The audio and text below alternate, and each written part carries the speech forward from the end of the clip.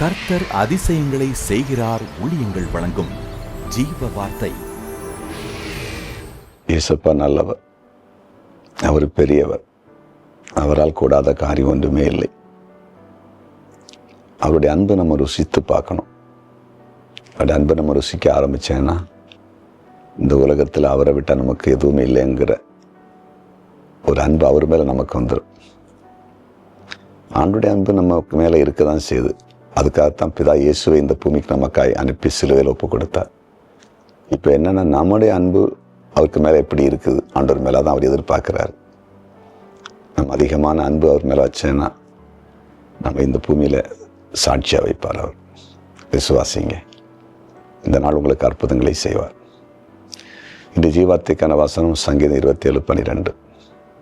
என் சத்துருக்களும் இஷ்டத்துக்கு என்னை ஒப்புக்கூடாதையும் பொய் சாட்சிகளும் ஆக்கிரமித்து சீறுகிறவர்களும் எனக்கு விரோதமாக எழும்பி இருக்கிறார்கள். பொய் சாட்சியில் எனக்கு விரோதம் எழும்பி இருக்காங்க. என்னை ஆக்கிரமித்து சீறுகிறவர்களும் எழும்பி இருக்காங்க. இவங்களுக்கு இஷ்டத்துக்கு என்னை ஒப்பு கொடுக்காதுன்னு சங்கீதக்காரன் செபிக்கிறார். இந்த பூமியில் பொய் சாட்சிக்காரர்கள் இருக்கிறாங்க. சீறி நம்மளை ஆக்கிரமித்துன்றால் நம்மளுடைய எல்கையை சுதந்திரித்து தன் கட்டுப்பாட்டில் கொண்டு வரத்தக்கதாக சீறுவர்களும் உண்டு. எல்லா மனிதர்களும் தேவனுக்கு பயந்தவர்கள் இந்த பூமியிலே வாழுகிறவர்கள். எதனாலும் செய்கிறதுக்கு துணிந்தவர்கள் உண்டு. தாங்கள் நினைக்கிறத சாதிப்பதற்கு, எந்த தீமையும் செய்வதற்கு ஆயத்தமாக இருக்கிறவங்க இருக்கிறாங்க. ஆனால் இப்படிப்பட்ட மனிதர்கள் நடுவில் நாம் சேதம் வராமல் வாழணும்னா நம்முடைய தேவனுடைய கிருபை மட்டும்தான்.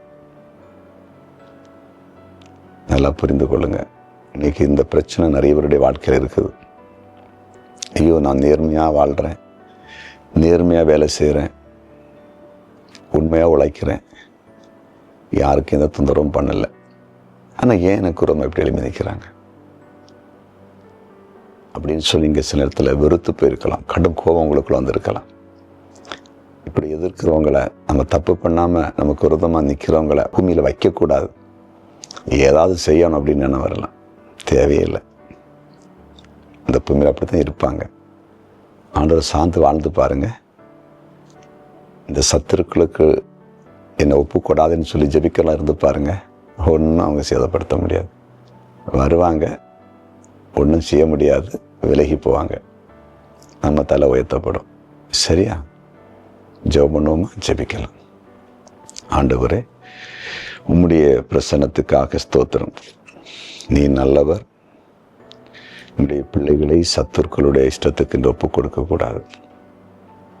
பொய் சாட்சி சொல்லுகிற மக்களுக்கும் ஆக்கிரமித்து சீர்களுக்கும் உம்முடைய பிள்ளைகளை தப்புவித்து நடத்தும். உம்முடைய பிரசன்னத்தினாலே நிரப்பும். வியாதி படுக்கையில் இருக்கிற வியாதி படுக்கையை விட்டு சுகமாக்கி எழும்பி நடக்க பண்ணுங்க. அன்பானவர்களை இழந்து கலங்கி நிற்கிறவங்களுக்கு நீங்கள் ஆறுதல் கொடுப்பீராக. சில காரியங்களுக்கு பல மாதங்களாய் பல வருடங்களாய் முயற்சி செய்தோம், நடக்காமல் இருந்துச்சுன்னா அந்த காரியம் நடக்கும்படிக்கு கைகூடி வரும்படிக்கு உதவி செய்யும். பிறந்த நாளை காண்கிற அனைவரையும் இன்றைக்கு ஆசீர்வதிக்கிறேன். திருமண நாளை காண்கிற குடும்பங்களை வாழ்த்தி ஆசீர்வதிக்கிறேன். உம்முடைய கிருபை எல்லாரையும் வழி நடத்தட்டும். இயேசுவின் நாமத்தில் பிதாவே, ஆமென்.